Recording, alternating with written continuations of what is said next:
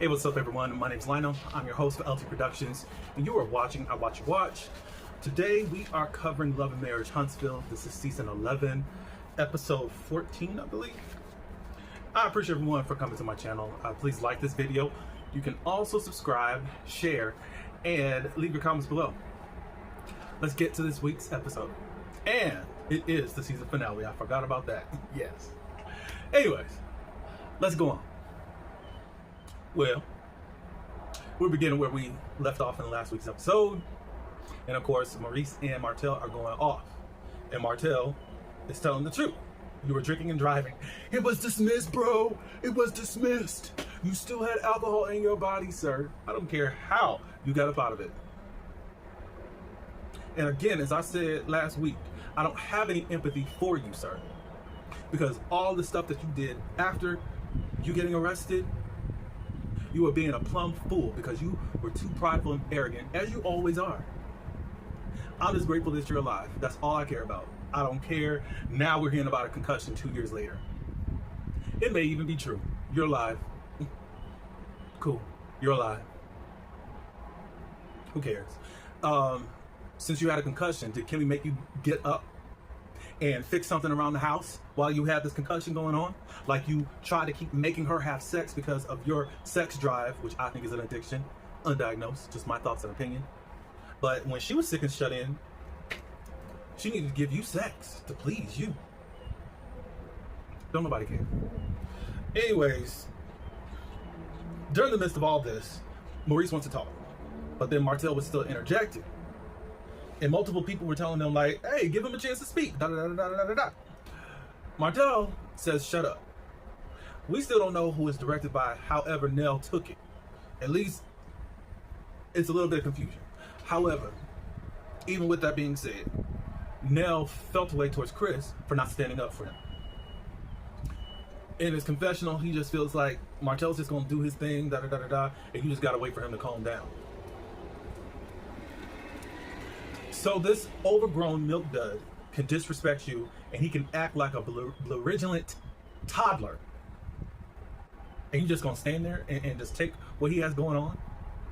There's a lot of coddling that y'all got going on with Martell. A lot. You and Maurice got it bad. Now Marceau doesn't have the same tolerance. However, there's always this allowance that y'all give that fool. Because obviously you know that he is quite problematic if you don't want him to speak. And all of y'all are grown, going in your 40s, going on 50s. Marceau ended up speaking to the situation, basically. And what I got out of it is that y'all are acting like children. And then Maurice was in his confessional, Marceau, he's white, right, we'll just table it for now. Y'all ain't gonna have that conversation again. This was for television. And Kimmy said, I said, basically, I was right. I'm sure Maurice is gonna remember when I said, if you invite him, this is gonna happen. And it's gonna be, I'm not jumping in, and you're gonna have to deal with him because that's what but Kimmy, you started it. That, my friends, is what you would call as someone throwing the rock and hiding their hand. None of this would have happened if you hadn't opened your mouth. So Kimmy, I don't think that that's fair. Again, like I said last week, you should have at least just told Maurice, look, I'm just gonna let you know. I don't want him there because I can't really control myself and I'm ready to pop off on him because I'm willing to fight for you more than you're willing to fight for yourself. So keep him over there. But you didn't. So that's quite whack. And I can't get with that, Kimmy. The next day, some of the people have some scenes together. Martell and Chris. Martell said, is your wife mad at me? Chris said, no, not like that, but she did tell me to tell you to quit talking to her like that. This group is so strange. Why don't y'all just own whatever y'all have done and get this man out of your lives?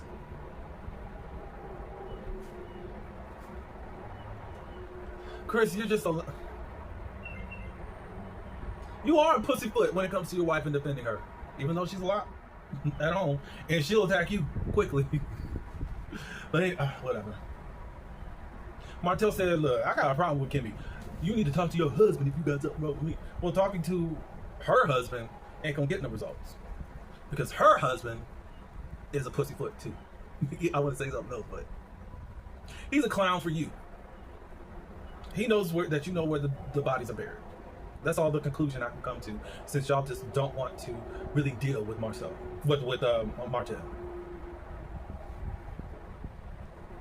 All right, so Marceau and Tisha, they're off wanting to give their commentary on what happened last night. You can tell the producers are just telling them, like, you got to talk about this. Anyways, Marceau broke down everything as far as what he believes Martell meant. He was laughing at the story and how Maurice was telling him. That was it. On the flip side, Martell, you still would get sensitive about the things that you were saying. So he kind of brought that full circle, whatever. Then they start talking about the other stuff that happened. I didn't know that anything else happened at the dinner table, but it looks like Destiny and Tisha got into it again. Or at least had a debate, whatever. But the end result, because Tisha thinks that she did what she needed to do on her part, as far as, I apologize for calling her a HOE. But she still want to go on. Marceau said, look, the best that you can do is apologize for what you've done and you're hurt. So I'm not supposed to say what she has done to me? He said, that's not what I'm talking about. You can go on and explain that. That don't mean that they have to go on and apologize. They might not apologize, basically. But you need to know that you did your part. And you don't apologize just because the other person apologized. You know that you're wrong. You should feel some conviction and all that. Now, if you don't feel no conviction, that's on you. But whatever. About this whole friendship thing, if you still want to salvage it, don't burn all your bridges. But if you're ready for this to be over, burn all the bridges. So now the decision is back in Tisha's hands, which I really feel like you still wanted to burn the bridges. But oh well. I would be done with you, Tisha. For several reasons. I would be done for you. Done. Done. Because ain't nobody should be that powerful to control your hand as to how you think that you're going to be friends with me or not. 2, you're not going to treat me like no child, especially when you don't have control in your own home. And now you want to control me, put me under a microscope. Anytime you ask your husband anything, he's going to keep working on you and working on you to break you down, to shut your mouth. And you're going to listen every time as the subservient wife, as you are. You couldn't tell me nothing. Now, if I've done something cool, you pick at everything and expect people to be at 10 hut for you. Whatever. Let's see, what else? Okay, so Will and Destiny, they talk. Will started talking a little bit about Maurice and Kimmy. And Destiny said, yeah, they're great gaslighters. That was the gist of everything.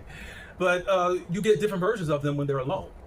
Because I guess there was some type of thing, Tisha was talking about that there's some type of team up between her and Kimmy. We've never teamed up.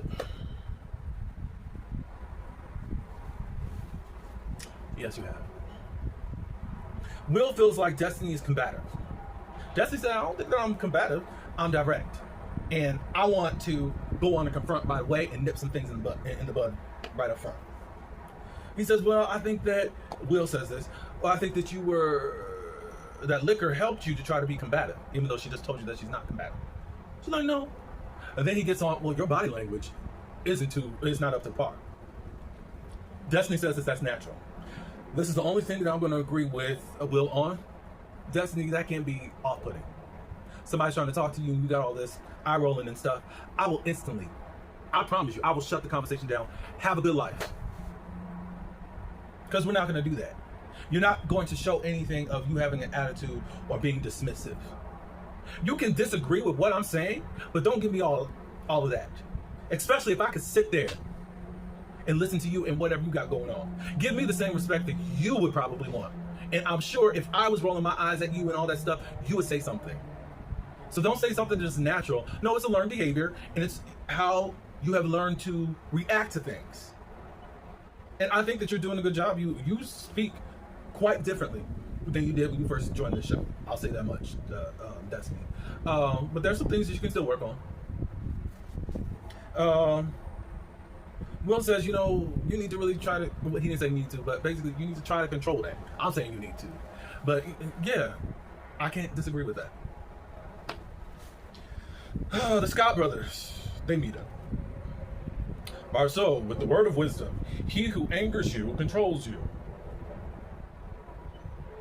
Maurice says that, I really got out of character.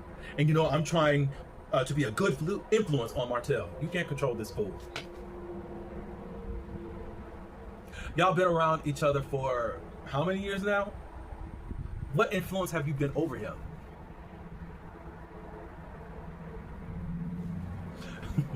What influence have you been over your own son, sir? Y'all be talking so crazy on this show. Y'all really think that y'all is up there. And y'all just look like fools. All the time, I don't disagree with Marceau. I'll just say that much. But y'all still be acting like y'all something that y'all not. Receipts prove something else. They talk more about this whole Tisha thing because they're kind of like going back over the conversation they had a couple of days ago at Black, and then as far as with Tisha and just how it still is, how Tisha was. Marceau has a problem with Tisha finding her own individuality, and that's not a good thing, Marceau. What's wrong with being Marceau's wife? It's cool, but that's not all that she is. And I think that that's crazy to try to mold yourself behind a man or anyone else. You were born by yourself. God designed every single person according to his will and according to his purpose. And he has a purpose for everyone here on this earth. She is not just here to be a wife. Now, some could be just called to be a wife or whatnot. However, she has other ambitions and goals. So you can't just disqualify her because you want her to be this subservient, this mattress and a mule for you. Now, since I said all that,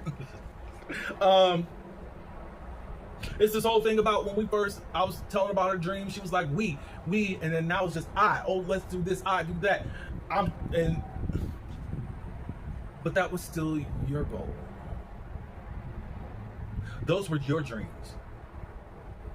Marceau, have you asked your wife what are her dreams? Now, old girl has switched up, and you probably are malfunctioning. Your wiring is, because it's like, oh, I thought that we were on the same path, but now you want to do other things. But I mean, people change and evolve. I just don't think. Well, we'll get into that a little bit more. But the communication isn't there between the both of you. Marceau says, give me what I've earned. Don't come over here after what I'm doing and pushing and providing and da-da-da-da-da-da, and now want to take the steering wheel.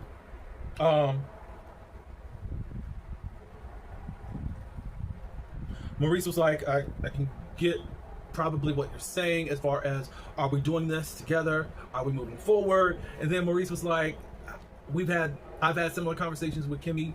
There was a time where I really put the option out there of how much would it take to buy you out of Scott Imperial? And Kimmy said no. So you were testing your wife to see if that she would still stick around for your tail? I could say some other things, but I won't. That's all it felt like to me. It was just testing her to see if she would say I would buy you out. I mean, look at how you treat the business already with her, because you really think that you are better than Jesus. Let me hurry up, because y'all are, I can't. Marceau's going to adopt that same thing, and he's going to get the results that he was looking for. Hang on with me. Ken and Will get together. It seems like another conversation that production said have. Hopefully y'all feel that too. Anyways, so how do you feel about, the other day on the boat, how do you feel about how the Scots are trying to tell you what you are supposed to feel towards this whole Trish thing with spinning the block? And Ken said, I'm not with it. I don't have to really do what they say. How is Trish doing now? Ken says, well, I think that she's come to the understanding, the bulk of what I've been trying to tell her, even though you've never been married. Not saying that people can't give wisdom, however, you're still limited, sir.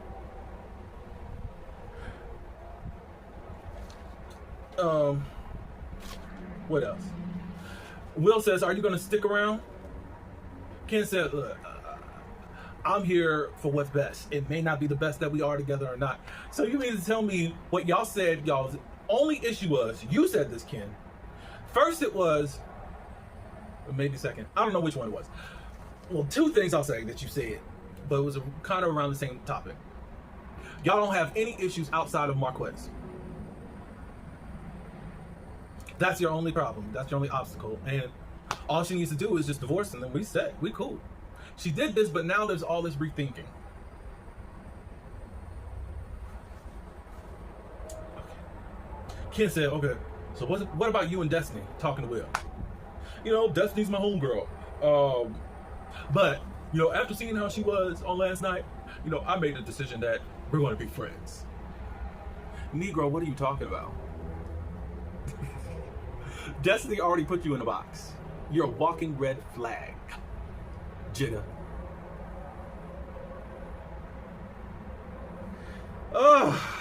Y'all really think that you're the prize? And he said, you know I'm not really the one for her. She's looking for a husband and I'm just looking to hunch. Basically. And that's why you still coming around her doing certain things, thinking that you're going to F-U-C-K her. That's all she is to you, is a notch on the belt, and you're willing to do that so that you can also run to your friends saying that I got Destiny. I ain't crazy about you, sir. I'm not stupid when it comes to you, sir. That's all you want from her. That's all you want from her. And now you've come to the revelation that I can't really be with her because how she acted, even though your resume is quite crazy. All because you look attractive and you're tall. That's what classifies you as being a good man, even though you got several baby mamas out there. That doesn't totally discount you, but it's just how you go about life. You don't think about marriage. You don't really think about any type of commitment at all. But you think you're a good man, and now you have denounced Destiny. Shut up. They start talking about Destiny and how she flows, like she gives off this masculine energy. And then Ken gonna say, well, it seems like she got this feminist. How can you have masculine energy and still be a feminist? Then they talk about her being a girl's girl. It's like you're a girl's girl until you get around girls. Why is Destiny the problem? And you're talking about this group, which most of them are whack in the first place. Get Destiny around her real friends, and then come to that type of conclusion. Most of these women are insecure and are male identified. Kimmy does not do girls trip. She's not really into women like that. Tisha don't know if she's going or coming. Nell, I don't know what she wants. Life coach. Trisha, she ain't. Leave me alone. So the men are given a task for team building. They have to build a table, a picnic table.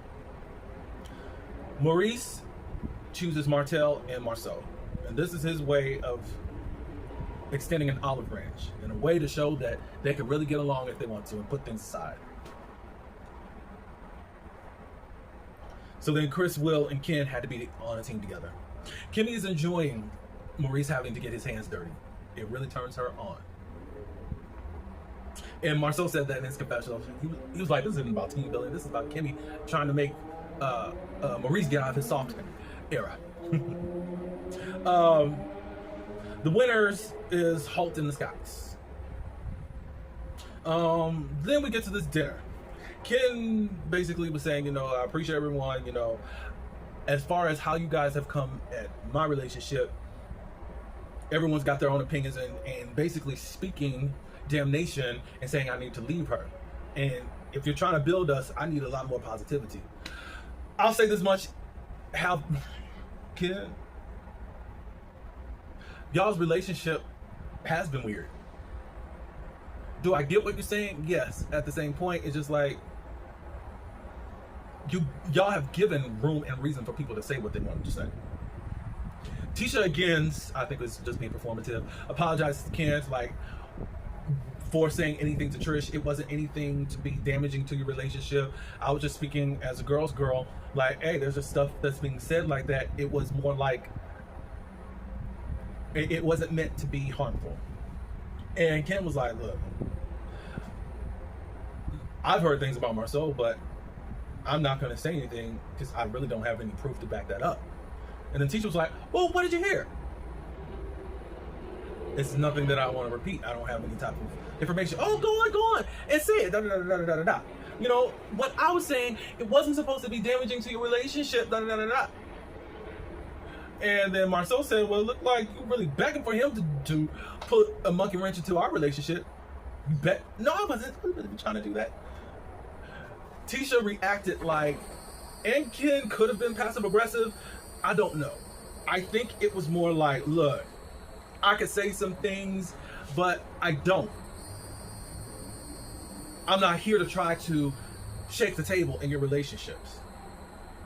It could have come off passive aggressive, but no. I think at that point she was again being defensive and putting on the cake for this marriage. And Marceau got upset. He's already at a 9.8 with this girl, and it's just like, okay, so now you just really want to go down this route again. Leave it alone. Whether he's trying to hide anything or not. Ken was like, you know, I've heard the same things that I'm sure that you've already heard. Well, what did you hear? What did you hear? About the things going on at Black? All these secret rendezvous in the office area and all that stuff. Ain't nothing new. So at that point, Marceau and Tisha need to go have their own time together. Marceau wants to see, are we really on the same page? He ends up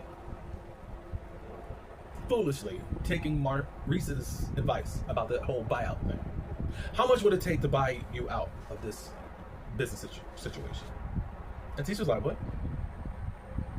When I hear you talk about that, it sounds like a separation. Like you don't want to be in this marriage no more. That's not it. Marceau goes into, you know, how he feels like when we first, Sculpt was taken off and all that, you were with me. And Tisha said, yeah, in the beginning, I was really with you. She didn't say this, and I wish she would flex a little bit and said, I saved Sculpt when the Holtz backed up out of this. I saved this company, Jigga. But she did. You know, I have backed away because you keep pushing me out. That's what Tisha's claim is. Marceau says that you're not trying to work with me. Tisha said there were things that I've offered to do, and you said, well, this person is doing this, da-da-da-da-da. You say you want to be a part of meetings and all that, but then I got to go to PTA. I mean, Marceau, y'all are not just married without children. Someone had to take care of them, too. You did. Marceau says that he feels alone. And I believe him. I'm not discounting Tisha in this moment, but I think that if we could just take our lens off of how we may feel about Marceau, it could feel a certain way as being the provider and having the whole weight of carrying the whole family. But guess what?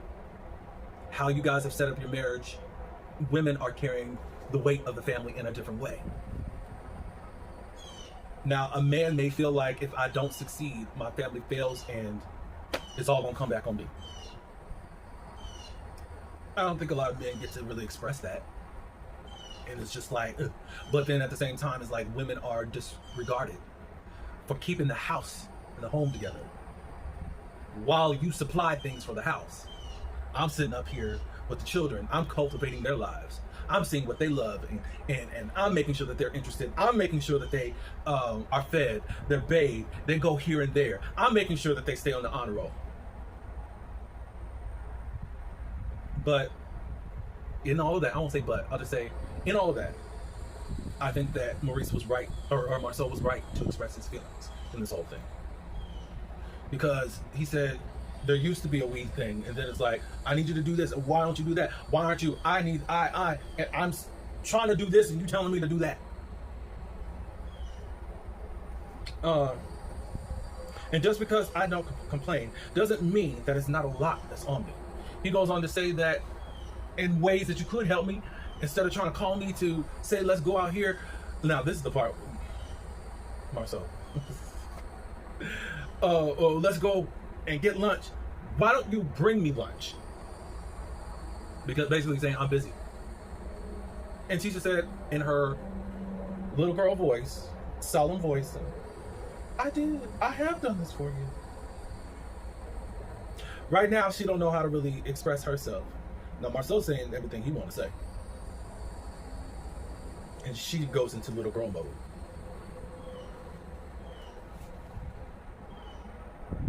And she said, you know, even in what you have going on, we do need our time together. We need dates.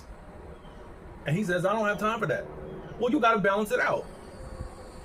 And I can't disagree with her on that. She asked, do you want me to walk away? I forgot what Marcel said. But anyways, then she went on and said, no, you can't buy me out. Marcel again says, I feel like I'm in this 100% alone. You won't listen to me. And then Tisha says, you're making me feel I have tried. And you've been making me feel like I'm not wanted. And then Marcel just got upset and said, you know, I made the mistake of trying to talk to you. Come on, let's go. And Tisha don't want to go right now. I think that Marcel is valid in what he had to say.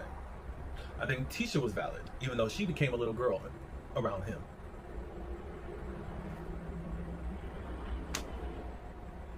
So if you really wanted to be taken serious, you went into little girl mode. But you don't do that to Destiny, or Kimmy, or Nell. I can't say I'm on either side. And then you wanted to patronize and then also be sarcastic towards him during the time he was pouring his heart out. You do that stuff to Destiny. And then you wonder why you get the eye rolls and stuff. Even though sometimes Destiny does do it on her own. You do things when your pride gets hit. Just like your husband. Both of y'all are the same.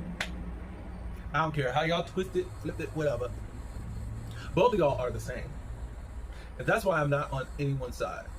And I'm not just going to dismiss what Marcel said. However, I think that y'all do need a therapist, but you're so against it. Because right then and there, you needed a mediator. And none of those people on this trip right now are qualified to do any of that. Y'all did need someone there to talk and guide through all of this. There's pride between you both. But I did actually feel Marcel's heart. And we left out on a very dramatic high end. And we're going into reunion next week. I'm glad the season is over. I was fussing, but whatever. Yeah, y'all can tell me your thoughts about this episode, but let's hurry up with this reunion. I know they're already filming for next season. I appreciate everyone for coming. Like, comment, subscribe. Until the next one, peace.